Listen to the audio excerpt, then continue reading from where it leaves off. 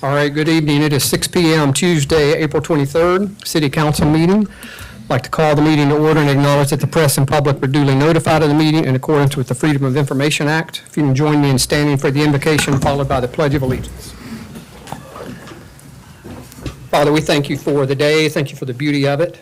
Thank you for the opportunity we have to serve this great community. Pray that you'd be with our discussions and decisions tonight, that they might be pleasing to you as well as our residents. In your name we pray. Amen. Amen. Amen. Where is it? There it is. I pledge allegiance to the flag of the United States of America and to the republic for which it stands, one nation, under God, indivisible, with liberty and justice for all. Thank you. Nicole, you want to do roll call? Absolutely. Councilmember Campson? Here. Councilmember Pierce? Here. Councilmember Anderson? Here. Councilmember Ward? Here. Councilmember Goshen? Here. Councilmember Myers? Here. Councilmember Hahn? Here. Councilmember Carroll? Here. Mayor Pounds? Here. You have a quorum? Thank you. First item is citizens' comments. Terry Hack?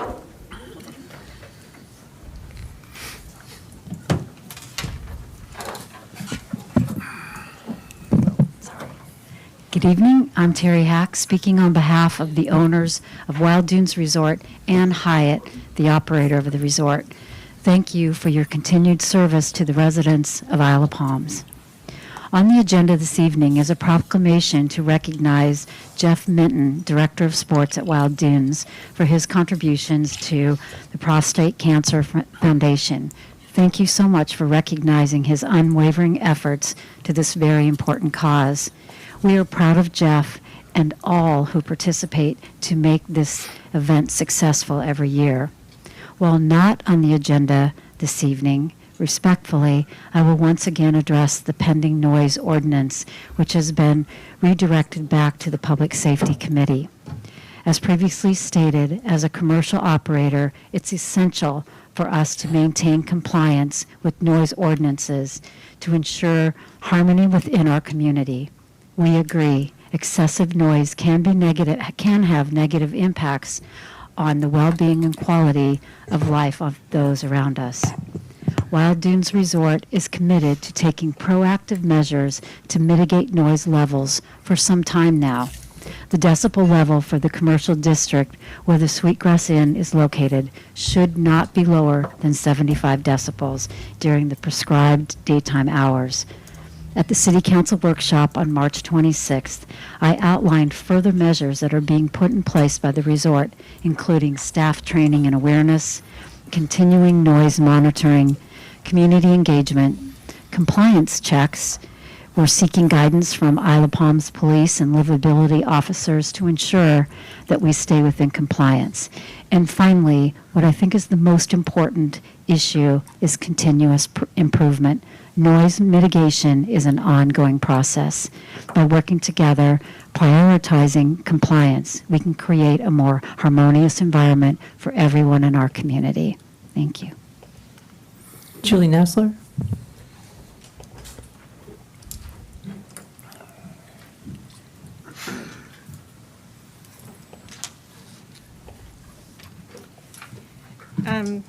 This is about, what I'm going to speak about tonight is about a public acknowledgement for our Isle of Palms Police Department.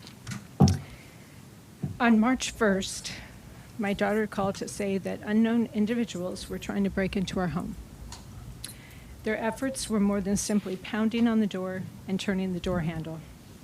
She called 911. No one answered. Being resourceful, she made another call.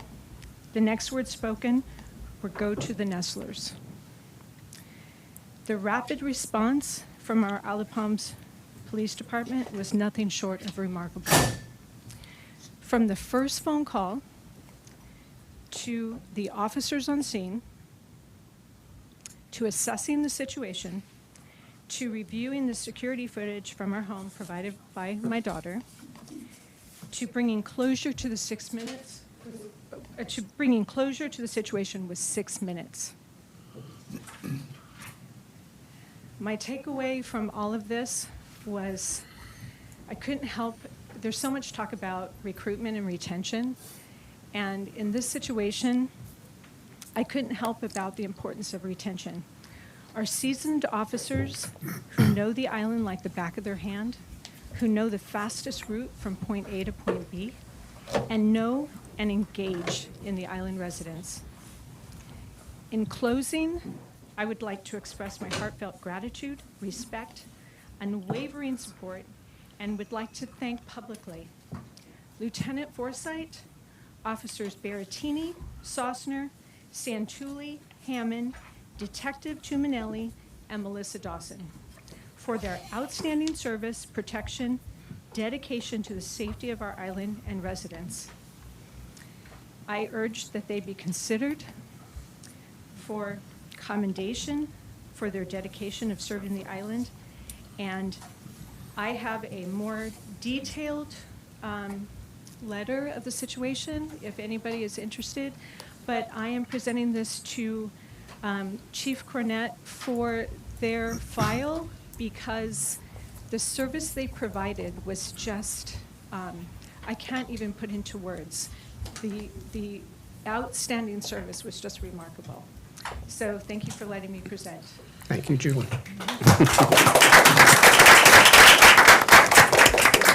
Tom Schmidt.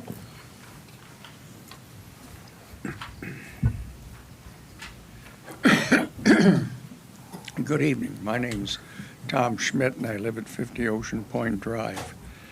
Good evening, council, administration, attorneys, chiefs, and Tom, can you be sure and talk into the mic? chiefs and fellow residents. Quite a few of us in the community are aware, because we follow the meetings of the workshop, progress being made on STR rules and regulation enforcement. And that's what I want to talk about tonight for just a couple of more minutes. Enforcement needs to be well-defined, decisive, and punitive to repeat offenders holding STR licenses. We just can't keep saying we're going to have enforcement if we don't enforce and if there are no consequences. Most importantly, all infractions need to be reported to City Hall and dealt with by the city administration or some method they choose to deal with it. I repeat that. All infractions need to be reported to City Hall and neighborhood regime or neighborhood management or whatever. Informing them of infractions does nothing for us.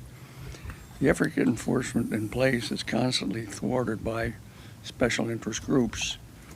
The three-headed dragon actual enforcement faces are the special interest groups of the resort, the realtors, the repeat offenders, and unfortunately, at times, our own Chamber of Commerce.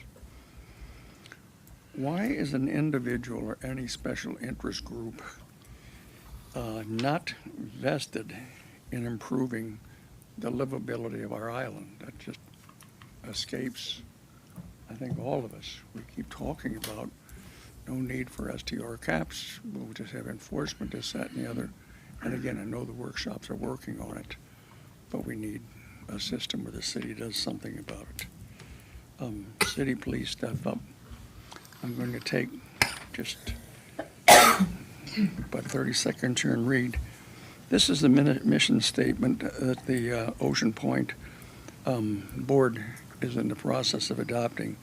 The mission of the members of the Property Owners Association is to preserve, enhance the property and community, maintaining common grounds, amenities by upholding the covenants, bylaws, deeds, restrictions, and policies. The board will serve the homeowners by taking a fair, ethical, and objective approach in representing all interests of the homeowners and pledging to serve the best interests of the community as the first priority. The Ocean Point community will be maintained as a safe, friendly, and enjoyable place for each homeowner and their guests and visitors.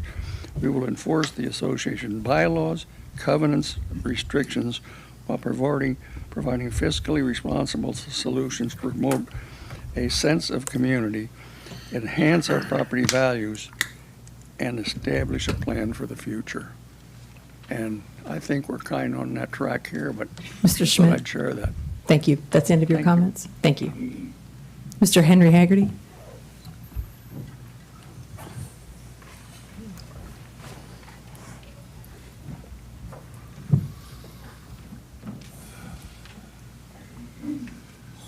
Hello.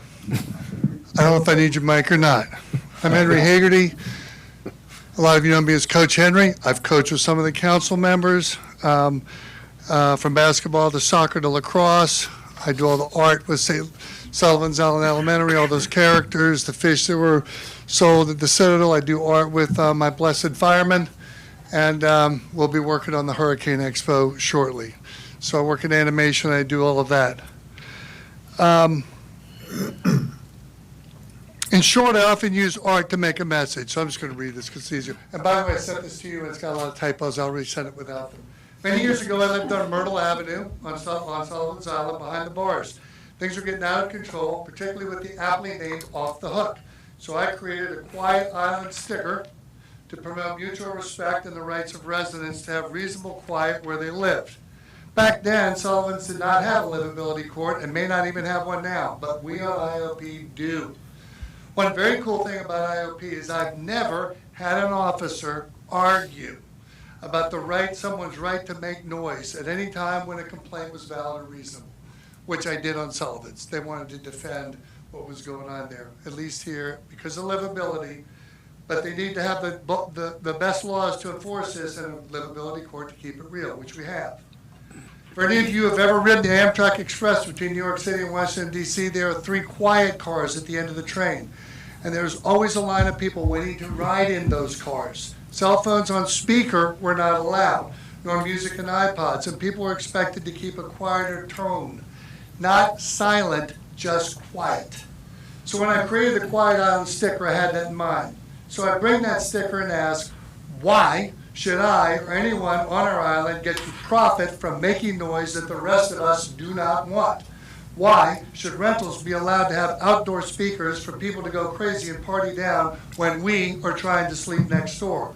Other than Front Beach, which is a slightly different situation, why should any bar establishment or rental, even private party, find it acceptable to play loud music around those who did not sign up for that? In short, why should the rest of us suffer so that others can make money from their properties or businesses by making noise? If every rental had a ban on the use of outdoor speakers, unless the actual owner is there, then things would settle down real quick. If people really feel the need to make noise, there are islands like Myrtle Beach who cater to that lifestyle. But most people I know down Yelp did not move here or choose to stay here like I did to listen to the blarings of Myrtle Beach. Most folk are very aware of the role loud music plays in pumping up the party. When it is removed, the hardcore parties usually go elsewhere where they can stay super loud and get down. Quiet Island invites them to do just that. As an individual who's 19 years sober in Alcoholics Anonymous and have seen people's lives saved at Breach throughout the years, I know what partying looks like and I know what quiet looks like. Mr. Haggerty? Can I finish the last thing or not? Yes, sir. As things get heated up this summer, you might ask yourself, I wonder what this would look like, sound like, feel like if it were quieter. And how can I help bring that serenity back to this sacred island? Thank you very much. Keith Rogerson?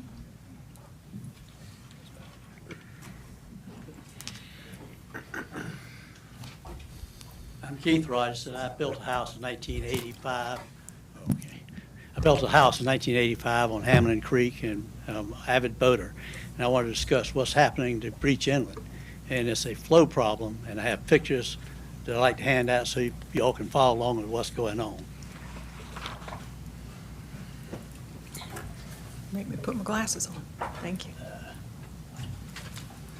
We can pass them out. Thank you, Keith. You want to give us this and you just pass it? Okay, good. I appreciate it. The top sheet is the Mr. Rogerson, if you could just get to the microphone, thank you. Okay, the top sheet is a Intercoastal Waterway navigation chart from 1983. The bottom sheet is something that just came out this month showing that they can't even navigate down the Intercoastal Waterway anymore, and they're suggesting people go down Hamlin Creek. The blowout, which in that circle you see in 1985, the top sheet, is where the blowout occurred. Now so much water is going through and sand is going through, it is actually filling up the Intercoastal Waterway. That is your sand that you put on Front Beach just recently. If you don't close off that blowout, you'll never get sand back on that Front Beach. So it really needs to work with the property owner of that island and the Corps of Engineers to see if we can put some riprap in there to block that channel off. It's going to be a disaster if we don't. Any questions? That's good. Thank you. Okay. That's all. Marilyn, did you want to speak? I know you sent us an email. Go ahead.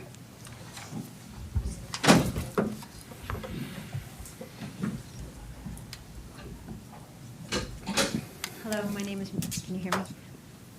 My name is Marianne Chalmers. I live along Palm Boulevard, and I sent you guys all an email about a harrowing experience I had March 20th. I let my dog out in my backyard, and he went down there, and all of a sudden, he got chased by coyotes out of the yard, and was gone for 2.5 hours, and I was chasing him up and down the beach. He was attacked. I tried to go down 23rd Beach Access because I know that there's a den right there. And I was afraid. As I started to go down, from the brush, I heard growls at me. I went to go around the other way on 23rd, and the owner of the house on that beach access said, "You shouldn't go down there at night. It's too dangerous. There's too many coyotes down there." Any given day when there's a siren going by, you can hear the coyotes howling by 23rd and on the other side of the 25th Beach Access. 25th Beach Access happens to be very, very busy. And frequently, there's text messages coming from residents where we see the coyotes going in broad daylight across one way or the other. And a coyote sighting is one thing, but I know of 7 coyote attacks, including Murphy, in the last month. And they've been very brazen in the daytime, in night, with owners there. One owner's dog was dragged off a beach, their beach access, by a male and then a female, and had to be, undergo surgery. I'm asking that the council work with DNR to please do something about the coyotes. Let them do something. I've been in contact with DHEC. They, to say, even can we do something to get them rabies shots or try and neuter them or something to help control it, because they're growing and they're getting more and more brazen. And my lab is 100 pounds. And what saved him is his floppy skin. They were going for his big muscles, and the vet said that's the only thing that saved him. And I just think if it's a small child and it could happen, it's going to be a lot worse outcome. So I would hope you would consider some steps to take care of this. Thank you. Thank you. Nicole, that's it. Thank you. Next item is approval of previous meetings minutes. We have the regular city council meeting on March 26th, special city council meeting workshop on April 9th, and the committee meeting minutes for a previous month are attached. Is there a motion to approve? So move. Second. Any edits? Jane? Ashley? I just wanted to edit one thing. Ashley, So, pull your sorry. mic in. The comment that says, Councilmember, Which set of minutes are we talking? oh, sorry, the, at the workshop, Okay. the comments on noise, the discussion of noise. Councilmember Carroll, says most noise issues are resolved upon the appearance of a police officer.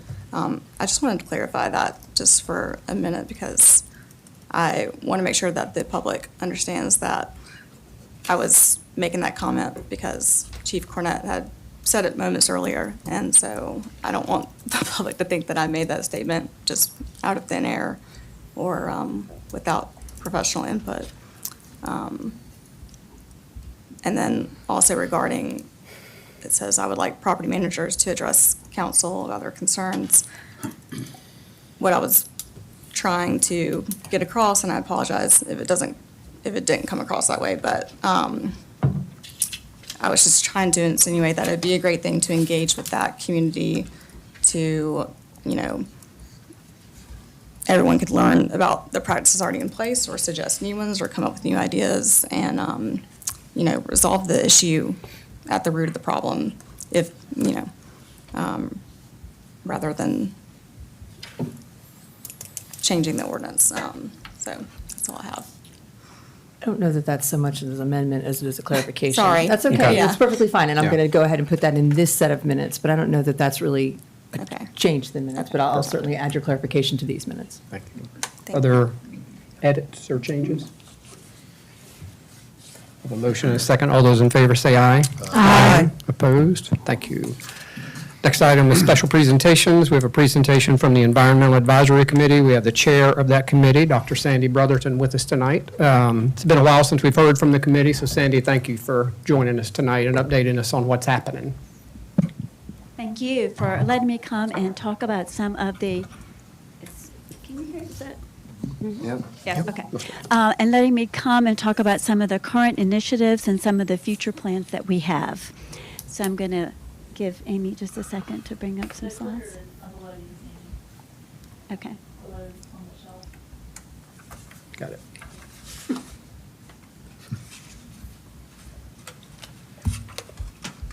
Is it the big fat one? That's the one.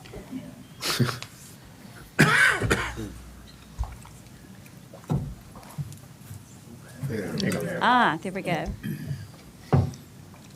Okay.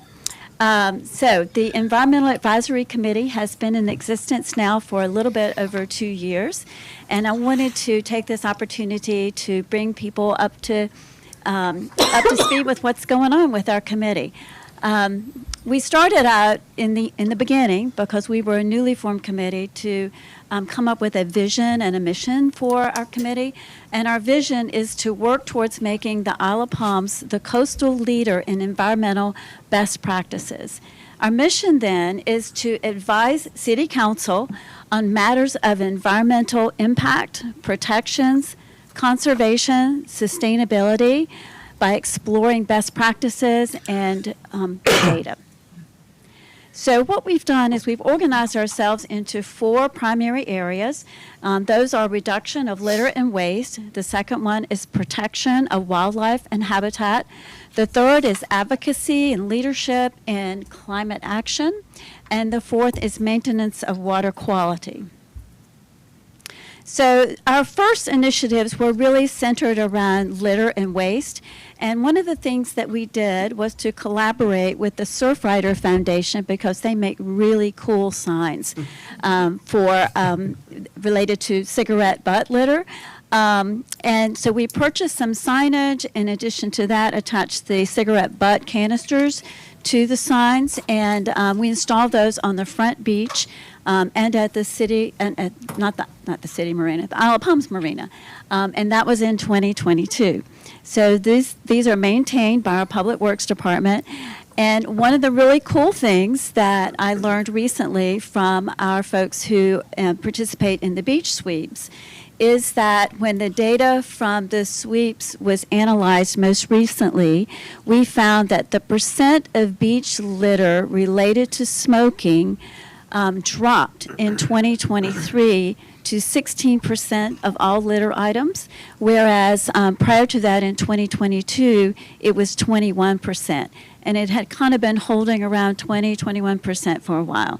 So we're hoping that that had some positive impact there. Oops, sorry.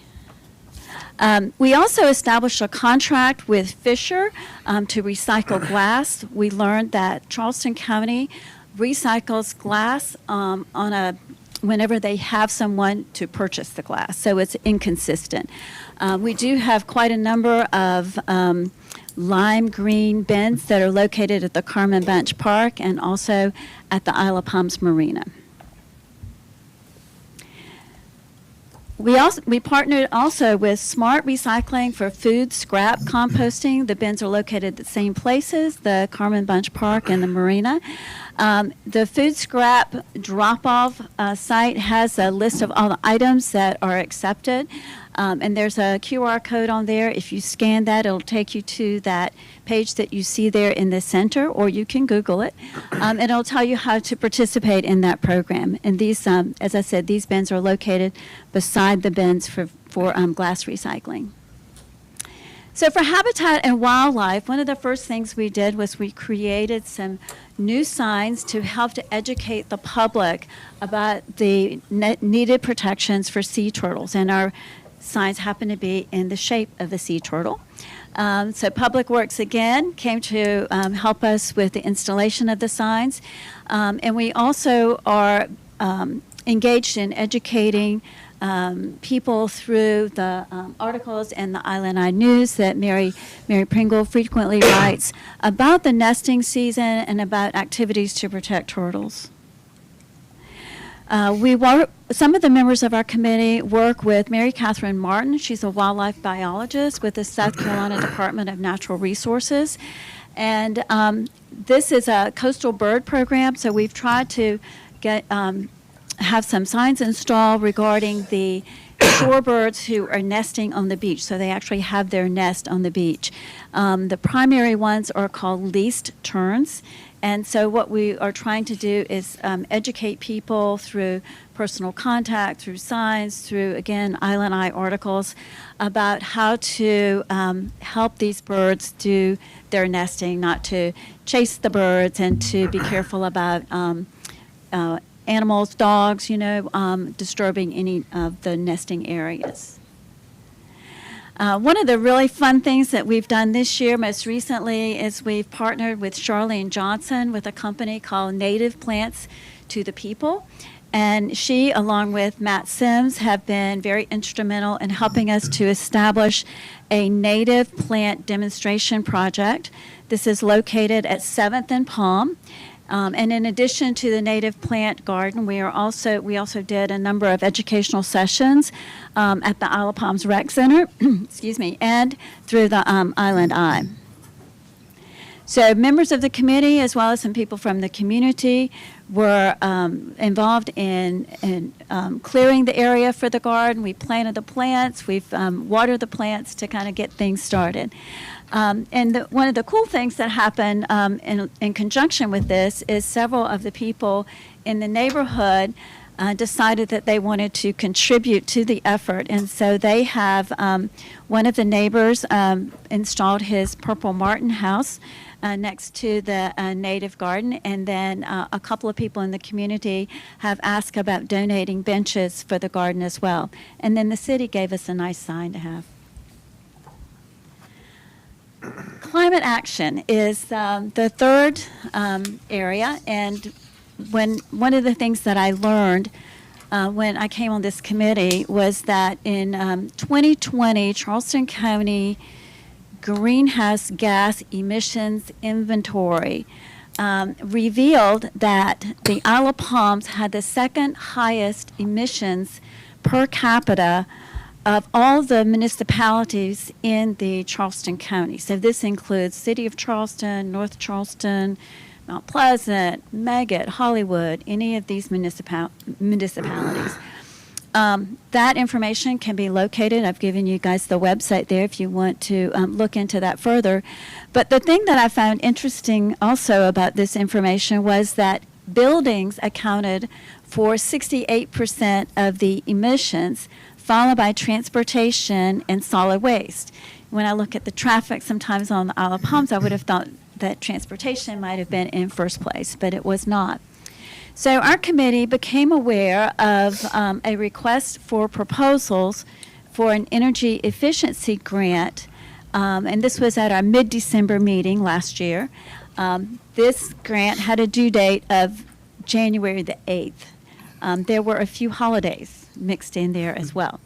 So Belvin Olasov on our committee, as well as Matt Sims, got together and at light speed completed this grant application, and the Isle of Palms was awarded a little over $67,000 for the installation of solar panels on the Public Works building. And one of the nice things about that is it really, I think, speaks to our willingness as the city of Isle of Palms to consider alternative energy sources. Maintenance of water quality. So you guys have probably read in the local media or seen on TV information regarding some water quality issues in the region. These are problems with water quality in creeks and low-lying areas. We're not really talking about water quality that comes from, our faucets. We're looking at water that comes from drainage outfalls. In the Isle of Palms, we've not done consistent water quality testing for a number of years. And so one of the members of our committee put together a very detailed proposal that you guys will be coming your way, probably in the near future, that outlines water quality testing for the island. On this proposal, he provides us with information regarding what parameters need to be investigated, what issue might be related to this parameter, what does it indicate for us, what kind of information does it provide for us, and then how much is it going to cost. And so we made some contacts with GEL Laboratories and Trident Laboratories and got a cost estimate of a little bit over $7,800. And I'm told that this money is in the budget. I like that. That we do have some money. We don't have to ask for money, but we do have some money that could cover the cost for that. So that's pretty exciting. But we'd really like to gather this information. I think we all feel that being able to enjoy the water, being able to swim, being able to fish, being able to gather oysters or what have you, are going to be important to the residents as well as to visitors. And we want to make sure that our water is safe. And that may also help us in terms of making further recommendations with regards to other things such as septic or tanks or what have you. So these are our committee members. They are a very intelligent and, a hardworking group, and we all work so well together because we all share a great passion for protecting our environment. So thank you guys for the opportunity to speak. I appreciate it. Thank you, Sandy, very much. Sandy? Sandy, Let me ask you a quick question. Just a curious question on the, I think the proposal on the water quality is great and all the work you're doing is great. How long, once you get the approval, do you think that will take before we get any initial results? Is this a 6-month effort, a year-long effort, 2-year-long effort? Just kind of curious on that. So on the water the proposal as it was written was for a year-long effort. Okay. So we want to do some consistent testing. We want to try to do it at times that coincide with a heavy rainfall. So the proposal has in it language that we want to do that like within an hour after the end of a heavy rainfall. It'll be all over the island, different spots? Or? So there are different outfalls and that we identified that we would want to look at. So those that go into primarily that go into the intercoastal waterway. Great, thank you. Yeah, sure. Anything else? missed a couple of good rain opportunities to test that. Well, we've had a few of those, haven't we? Yeah, thank you. Sandy, thank you to you and your committee for doing that. And Katie is our liaison from council to this committee, so thank you for their leadership. And Douglas, I'm assuming, Matt, moving at light speed, that's your tutelage, don't you think? I take full credit. I figured you would. Sandy, thanks for putting that together and taking the time to do that. Next item, old business. We don't have any new business. Consideration of proposal in the amount of $122,400 from Thomas and Hutton for the design, engineering, and permitting of drainage improvement project at Palm Boulevard between 38th and 41st Avenue. This is coming through the committee as a recommendation. Is there a motion? So moved. Second. Desiree, or Douglas, background? So as you all know, we've been working on the FY25 budget, and this is our next project in our list. Part of the reason why we're prioritizing this particular location is because of working in coordination with the Water and Sewer Commission. They have a project along that area at the same time, so we figured it would make sense to try to coordinate it and line it up as much as we can. But it is one of the top priorities that were identified in the comprehensive master plan. The proposal in front of you includes engineering, design, and permitting. Once that phase is completed, we'll bring forward another proposal from them for the bidding and construction administration once we're ready for construction. We have in the budget about $250,000 in FY25, so this will pretty much line up in the FY25 budget, and then construction is slated for the following fiscal year in FY26. And to your point about the water and sewer, I know they did a pretty in-depth survey of this area, and we were able to leverage that. Yes, and this is without being additional presented, expense. and I didn't include it on the agenda, and my apologies for that, but this would be a sole source, so we're hiring Thomas and Hutton. As you all know, we're currently working with them on Phase 3 drainage. Thomas and Hutton is also working with the Water and Sewer Commission on their project, so we were able to save significant amount of money for the surveying because they're going to be using the same. Water and Sewer Commission graciously agreed to share that information with us, so we don't have to pay for that twice. Other questions, comments? Hopefully that'll mean that the two projects are well coordinated if we have the same consultant too. That's our goal. Got a motion and a second. All those in favor say aye. Aye. Opposed? Thank you. Next, boards and commission reports. Board of Zoning Appeals, minutes are attached. Planning Commission, minutes are attached. Accommodations Tax Advisory Committee is meeting next week on April 30th. And Environmental Advisory Committee, minutes are attached. Next item, ordinances, resolutions, and petitions. We have a second reading, ordinance 2024-02, an ordinance to amend section 1-3-13 of the public participation section. Just real quick to refresh your memory, since what's in the packet is the final version of the ordinance, really just changing a couple of items and codifying. And Elizabeth, if I miss anything, just feel free to speak up. I'll do it if I can remember. We codified that a speaker may not pass his or her allotted time to another speaker, that speakers must identify themselves by providing name, address, and conduct themselves in accordance with the rules set forth in this section. Speakers who reside, own property, or maintain a business license with the Isle of Palms should speak first, and we took out the item that said speakers should focus and limit the remarks directly to the matter then under discussion, which means it doesn't have to be on the agenda. Correct. And I think that was it. That was it. So this is a second reading. Is there a motion? So move. Second. Questions, comments, other thoughts? Elizabeth, anything to add from the committee's That viewpoint? pretty much wraps it up. Okay. I didn't mean to steal your thunder. No, hey, I'm glad. Glad for you to do it. All those in favor say aye. Aye. Opposed? Thank you. There are a couple items for first reading, and typically that would be by title only. However, tonight I'm going to suggest we take both of these and make a motion to approve and discuss. Our first one is ordinance 2024-03, an ordinance to amend section 5-4-128, temporary signs, and section 5-4-141, prohibited signs. You recall when we have first readings, we take them up, they go back to workshop or committee to come back to council for the next meeting for second reading, just like we just did on the participation. So is there a motion on this particular ordinance? Motion to approve. Second. Desiree, I know you have an update from MASC as far as some activity happening at the State House. Mac, I'd love to hear your comment. I know there's I a, think first we need a motion to suspend the rules of order to allow discussion. I'll make that motion. okay, thank you.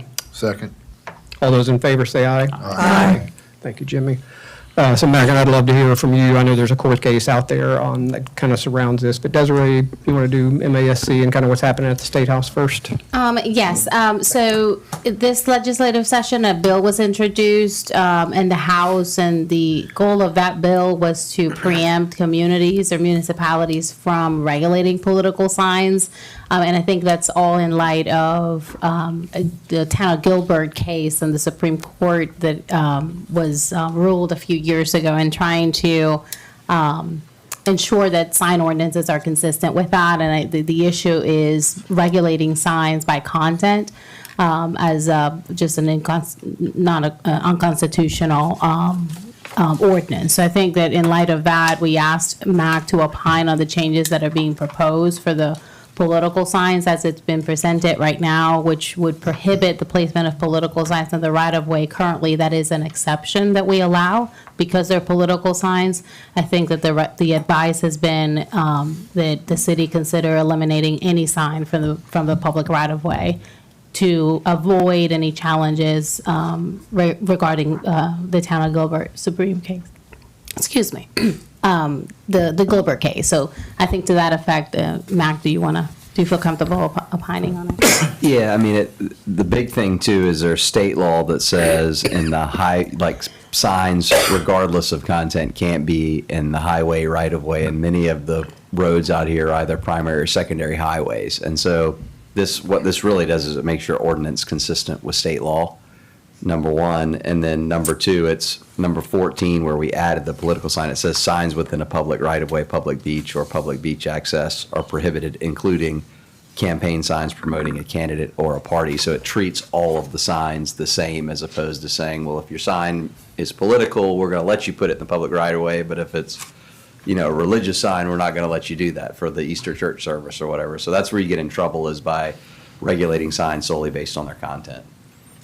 So as written, what we have in front of us is in line with the court case. It's in line with state law. There are potentially other ordinances that we may need to fix Got it. down the road that, depending on how they're enforced, could be problematic. But this nothing to isn't this- aimed at fixing all of the issues. This fixes the political sign issue on highway right-of-ways and makes their treatment equal Got with it. all other signs. John? Well, I think you answered it. But there's a lot of other municipalities, Mount Pleasant, a lot of them have ordinances that are in line with this current ordinance as amended. And Desiree, the bill that's at the State House has just been proposed at this point. I think MASC doesn't think it's going anywhere, but Correct. I mean, May 9th is the last day of session for this year, and it's just not anticipated to get any traction this you season. would think they might have more important things to worry about, but it's hard to say. Ashley? What is that bill number? Just out of curiosity. I think it's 5139, but don't write it down. I'll get it back to you. I'll write it But I think that's, That was getting ready to be very impressive. if I get it right. Gold star. But one question, Yeah. as a summary though, that bill is on content, not on placement, right? Correct. Yeah, so we're not crossing that line with content. We're just saying you can't place it on public right of way. Regardless. Correct. Yeah. And treating them all equal, Correct. Which is supporting the state law. treating them all equal. Yeah. Yeah. Yeah. Equal prohibition. Desiree, Cleaning Mackey? up our ordinances a little bit. Mac, anything else? That's it. I do think this is a good move. I mean, ultimately, as Elizabeth just said, the state law says you can't have them in the highway public right of way, and in the past, there've been a lot of signs out there. Yeah. And what I do want to add, we'll review the whereas the findings of fact to include the existing prohibition on state highways for the placement of political signs. So you may be seeing a different version at the workshop when we discuss it again. Okay, thank you. Okay. So we have a motion and a second. All those in favor say aye. Aye. Opposed? Nay. No, Just Mr. Ward? sorry, nay. And She said nay. Thank you. Next is ordinance 2024-04, an ordinance to adopt a budget for fiscal year beginning July 1, 2024 and ending June 30th, 2025. Just real quick, Nicole, do we need another motion to open this up for discussion? You need to put it on the floor, and then if you're going to discuss it, you have to do what Mr. Ward did last time, motion to. If we make a motion to approve and discuss? Motion to amend the rules to discuss. Second. I'll make that Suspend. motion. Suspend the rules. So sorry. Yeah. Thank you. Second. Thank you. All those in favor say aye. Aye. So just real quick on this one, since this will come back to workshop next month, and then the May council meeting will have a public hearing as well as a second reading, hopefully, to wrap up the budget process. But just real quick for council and residents that may have been following this game, the differences between draft 2 and 3, a few nickel and dime items in my opinion, and then the major items are we have a placeholder from our IT consultant of about $50,000. We do not have their full detailed budget back yet, so that number may shift a bit, but we put a placeholder in at this point. You recall, we decided to, on City Hall, we had taken out the $2 million that was in the budget, thinking we would do a bond for that, but there's going to be design and planning cost in the next fiscal year that we needed to put back in, so that's $250,000 that's been added back into the budget for that fiscal 25 expense, anticipated expense. And then the rec center equipment out of the Public Services and Facilities Committee was a recommendation to split the rec center project. It's about a $500,000 project for new playground equipment and flooring. Committee suggested doing $300,000 in 25 and $200,000 in 26. So you'll see that change reflected here. And I would ask the committee to review its recommendation on that about splitting this project and put it all back in 25. If we're going to do the equipment, I'd love to see do the floor and everything at one time. So those are the major changes from 2 to 3, draft 2 to 3. Desiree, Douglas, Deborah, anything to? No, we're still reviewing, and we'll potentially make any recommendations to the workshop if there are any other small changes. We're working through our forecast to identify any of our current projects that may be spilling over to FY '25, so there may be some changes there, but don't anticipate anything big. John? We can get into this at the workshop, but I thought that we were also going to consider adding revenue generation in there as well. So from the workshop conversation, I think that of the options that we discussed for increasing revenue, changing the building permits and increasing the business licenses, we talked about pursuing those as it relates to the changes to the code, but I didn't get clear direction of whether or not we needed to change our assumptions for revenue in FY '25, taking into consideration those increases. We could certainly do that, but because it would take an ordinance change. correct. We'd need 2 ordinances. We could still change it in our assumptions, and we're looking at how we're forecasting our revenues for FY '25, considering those things. We could certainly do that, but I didn't get clear direction from council if that's what we wanted to do, because that assumes that those changes would be approved by a majority of council, and I think we wanted to wait until that happens before we solidify whether or not we anticipate increasing revenue from those 2 accounts. Can we see instead of a anticipated, a potential? Like, could we have an extra line item? Yeah, just to help with the Probably discussion outside of the budget. changing. Yeah, I mean, and maybe it doesn't even sure. have to be part of that, but in order to move that discussion along, if we could see that, alongside. The impact. Exactly. Sure, Yeah. we can do that. Thanks. Absolutely. Scott? and then Yeah, Jim. I think I'm voiced a lot of this at the workshop, but, I'm seeing that the expenses are being put into the budget, but we're not seeing corresponding revenue increases. And if you look at even some of the operational, for instance, our payroll expenses, fully loaded payroll costs to the city, they've gone up or going up 17% between the full year '23 and what's budgeted in the new budget. We're seeing a 3.5% decline in our projected revenue base. And to me, that is just not a sustainable model. And I think we've either got to bake in some commitments to ourselves into the budget to cover these shortfalls, or I can't see that I could support a budget that doesn't do that. The other thing I think we've done is we've definitely pulled back on our beach renourishment out in 27. I don't know what the basis for that is, except for we're just putting in a plug number to make the books balance. I think we should take a hard look at that requirement and flesh out that conversation. I don't want to hand a problem to a future council. So I think we got to just face the reality and really address what's in front of us or what's potentially in front of us, and try to cross the bridge where our revenues are not growing while our expenses are growing substantially. Thank you. Yeah, Jimmy. If I understand the budgeting process correctly, we budget revenues at like 95% of previous year or the current year, is that correct? Our tourism funds are forecasted at 90% of our last 12 months. 90%. So it's a conservative budget.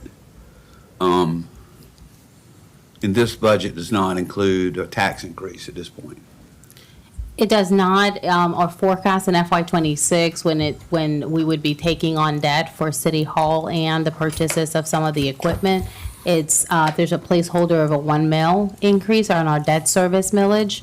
Not enough to cover the entire debt load, but that's just a placeholder. We'll be going through a reassessment year, so we don't know what the value of the mill will be.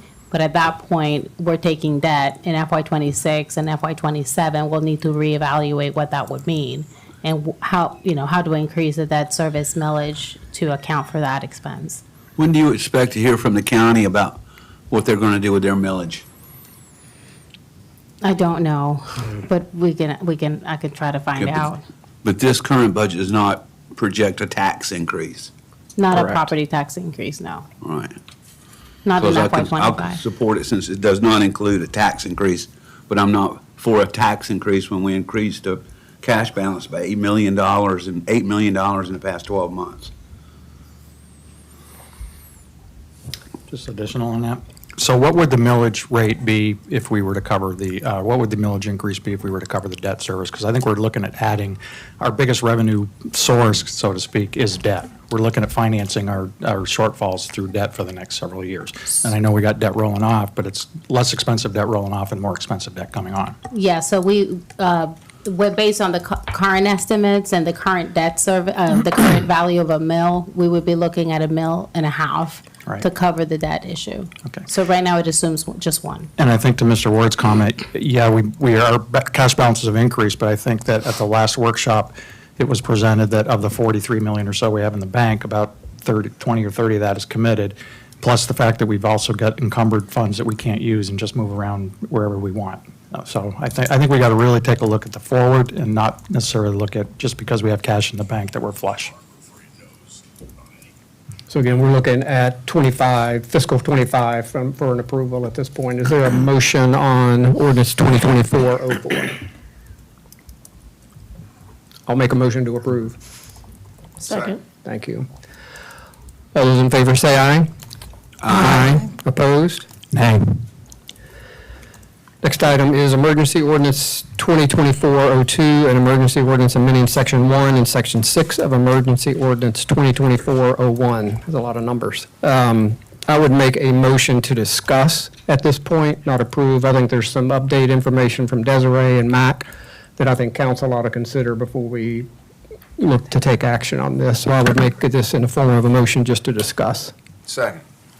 All those in favor say aye. Aye. Opposed? Desiree, Douglas, Mac, however you Yeah, want to. I'll start with just kind of background about where we are and kind of how we've gotten here. In last February, council enacted a 60-day emergency ordinance that gave relief from the city's prohibition on seawalls within 250 feet of mean high water. There were a number of standards included in that emergency ordinance. Kind of at the top of that list were a requirement that the seawalls be no farther seaward than 20 feet from the maximum building line. And the other one was a certification statement from the designers indicating that walls built under that ordinance would not negatively impact the surrounding areas. We fairly quickly heard back from the designers that they had issues with signing that certification statement. The staff met with, and really it ended up being two designers that were doing the bulk of actually doing all of the designs. And we heard back from both of them that they had been advised by their insurance carriers and their legal advisors to not sign those certification statements. So they kind of came back to us. We had a number of meetings, and at the end of the day, they kind of told us with a certain amount of certainty that they just wouldn't be willing to do that. So that ordinance expired last week. Its 60-day window expired. And we know that a number of residents or owners were working towards submitting requests for those seawalls, but none actually got submitted. We think that that's primarily because of the certification statement.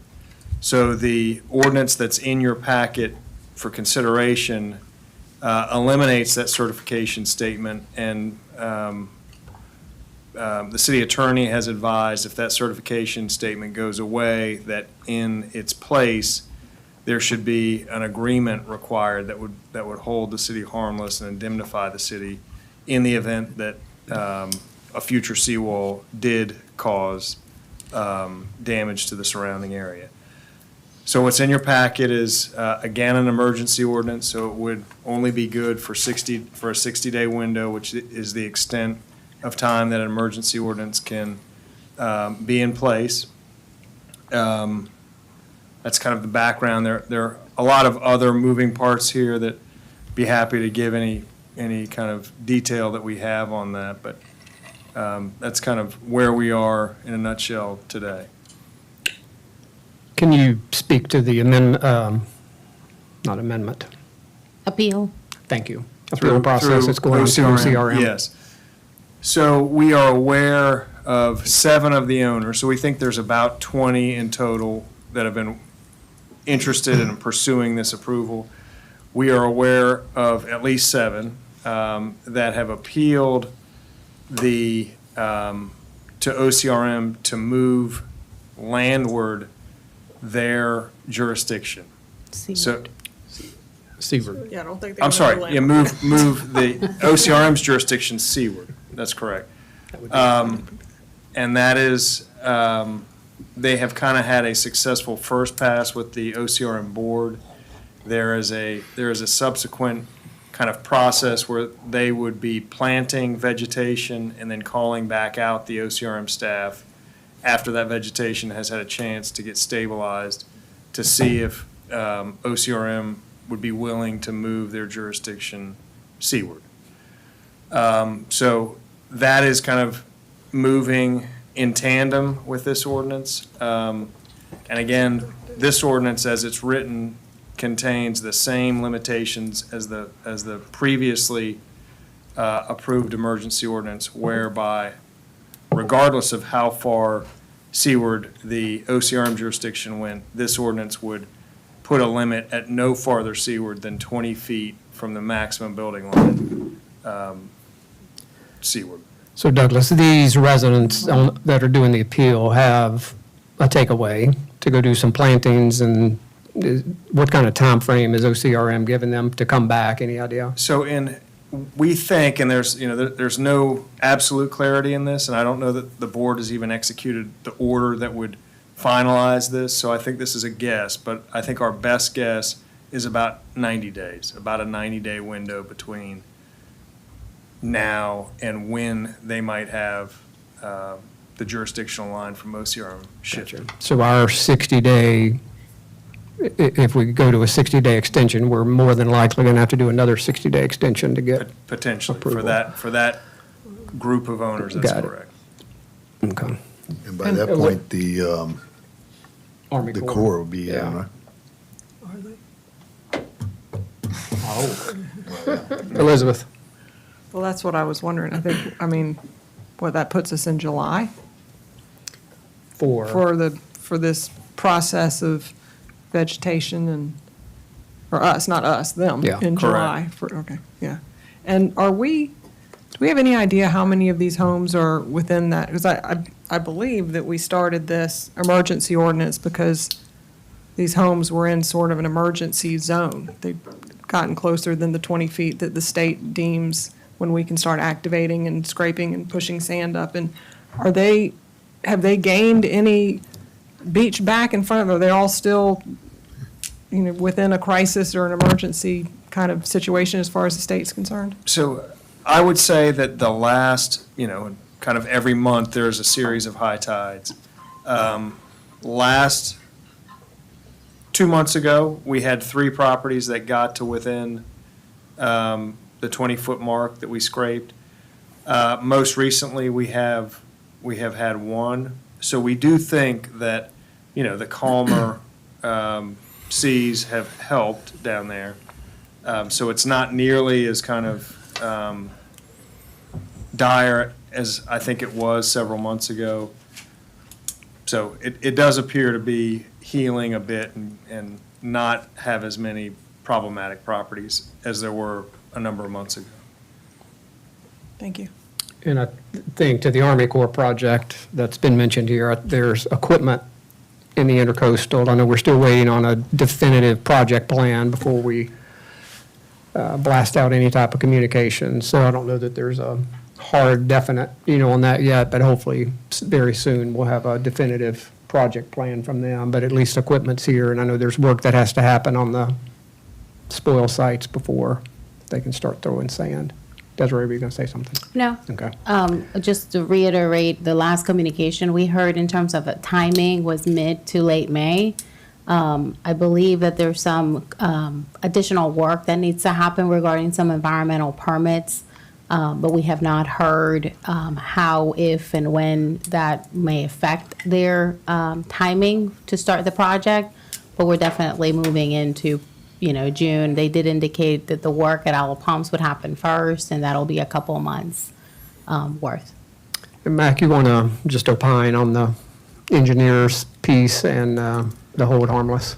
Yeah, I mean, in an ideal world, the engineers could certify that the wall they're about to build isn't going to accelerate erosion or affect owners, on either side, and they couldn't do that. And then we, as Douglas mentioned, we tried to amend that and change it to say, well, under normal conditions, it wouldn't do that, and they still weren't willing to sign the certification, which is an issue. So we've tried to deal with that in the ordinance with the indemnity agreements and hold harmless.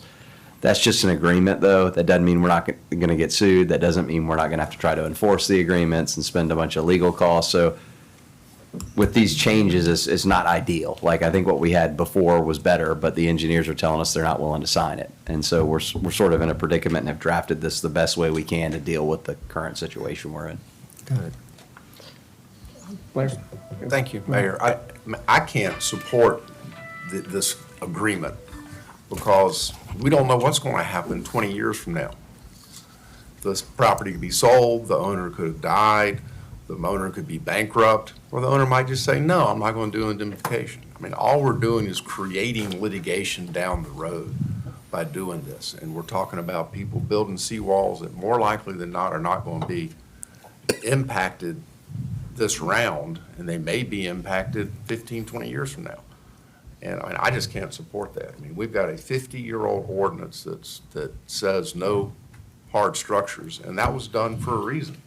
That council 50 years ago didn't just do it out of thin air. They had a reason for that. I think that reason's very clear to us now when you can't get any expert to say that a hard structure is not going to impact the neighbors. Jan?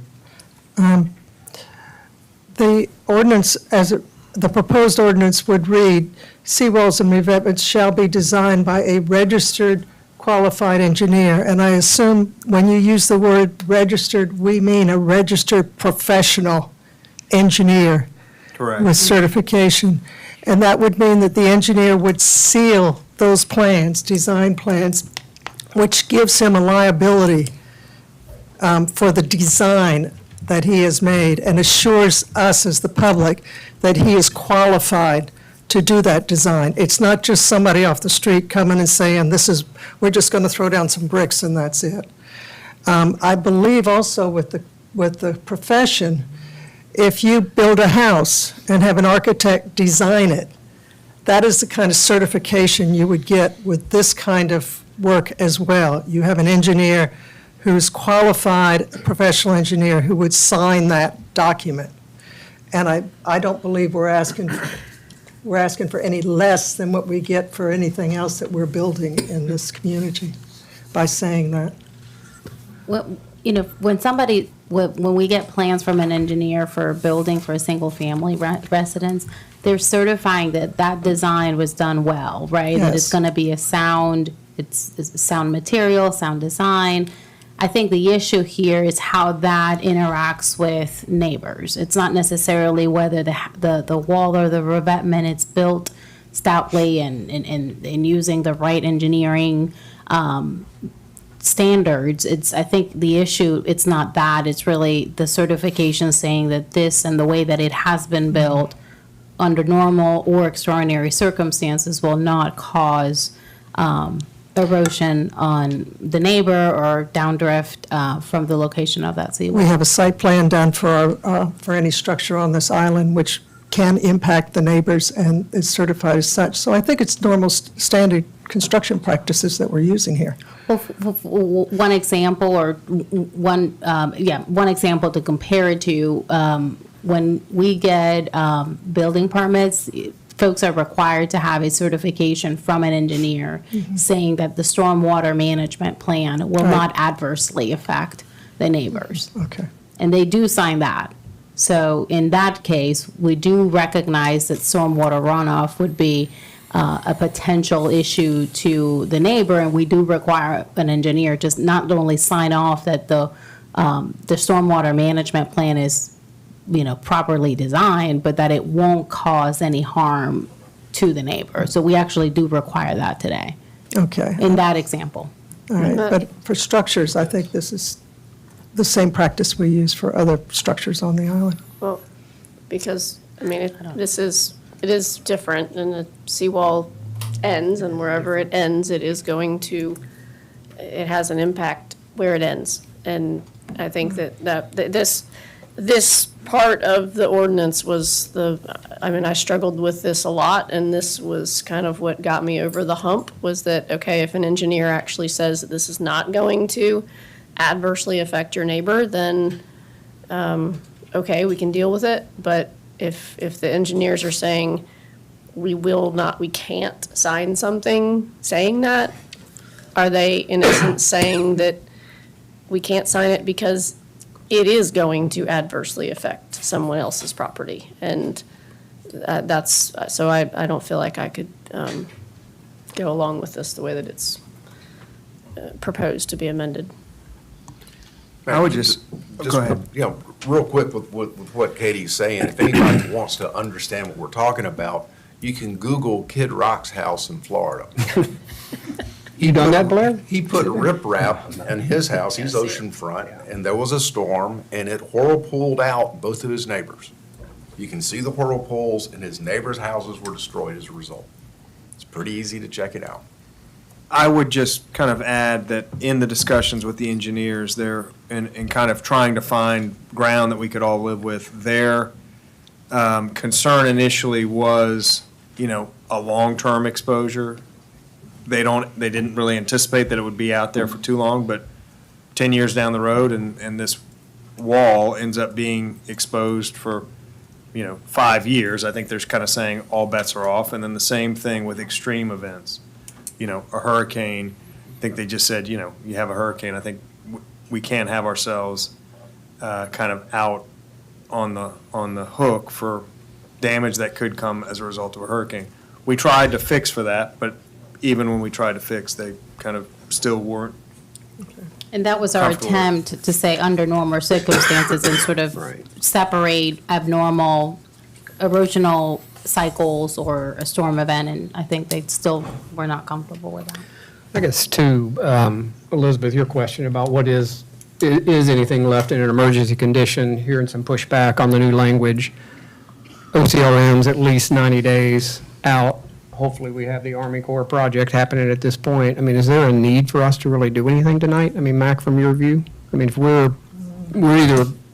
you're voting to approve something for 60 days tonight, you're essentially assuming everybody's going to vote to approve something in 60 more days again, as things just keep changing down there. So, I mean, what's your...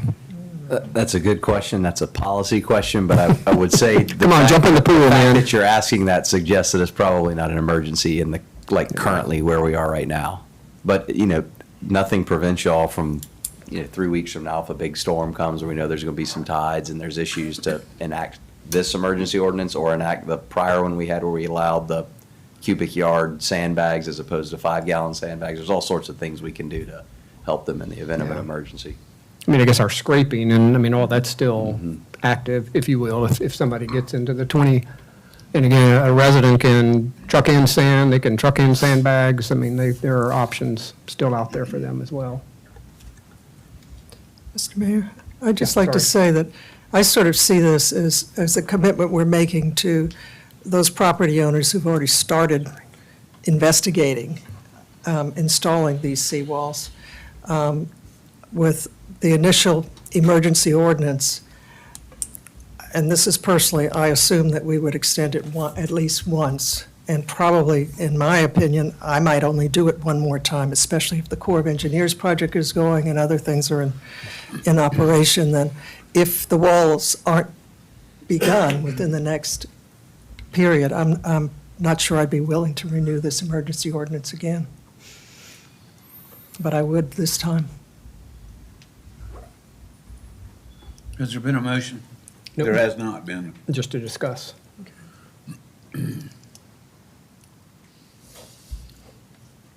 You want one, Jimmy? Is that what you're getting? Well, it's to? on the agenda. We need to. I think we make a motion to defer action personally, because I don't feel the need, that it doesn't feel like there's a need to do something tonight. I'll make a motion to defer. You don't have to defer it. You can take no action. Take no And if action. you all want to take it up again at a later meeting, we can introduce that in the meeting, in a meeting agenda.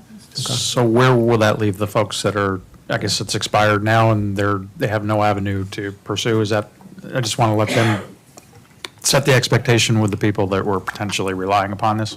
Yeah, the ordinance by its own terms has expired, and unless Last it gets renewed or extended, then there's no avenue, but that doesn't mean council can't renew or extend it at some point in time if the need presents itself.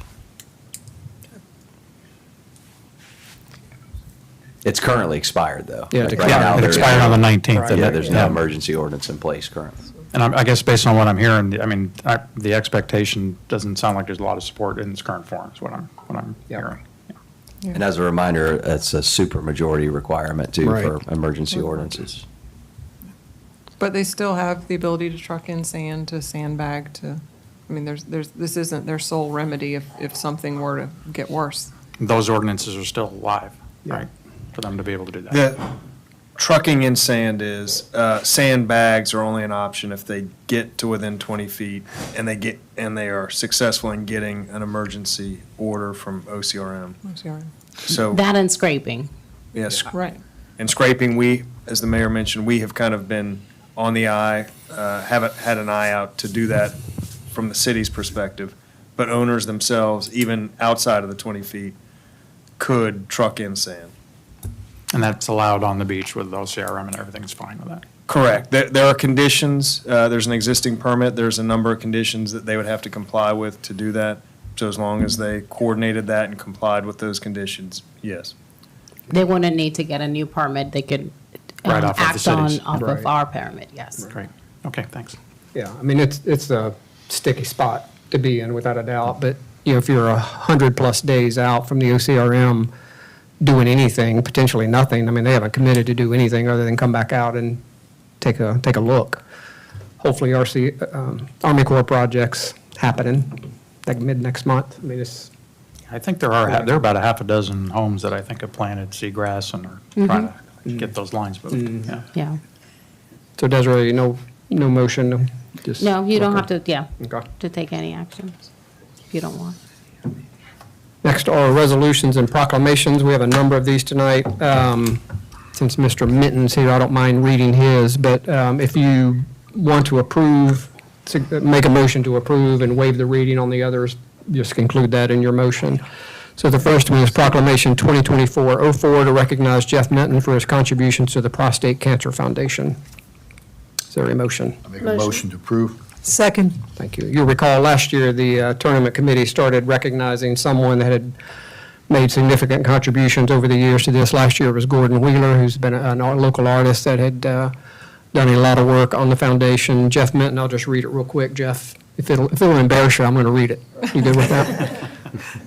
This is to recognize Jeff Minton for his contributions to the Prostate Cancer Foundation, whereas on May 11th, 2024, the 11th Annual Wild Dunes Men's Golf Association charity golf event and auction benefiting the Prostate Cancer Foundation will be held. And whereas the support for this tournament has been steadily increasing over a decade, becoming the largest single private fundraiser benefiting the Prostate Cancer Foundation. And whereas over the past 10 years, this event has raised more than $2 million for the Prostate Cancer Foundation. And whereas Jeff Minton, this year's honoree, is Wild Dunes Director of Sports. And whereas Jeff Minton has planned and continuously and generously supported the event in numerous countless ways since its inception. Now therefore be it resolved that the Isle of Palm City Council in meeting duly assembled hereby recognizes Jeff Minton for his efforts, generosity, and commitment to the Prostate Cancer Foundation. Jeff, thank you for your work.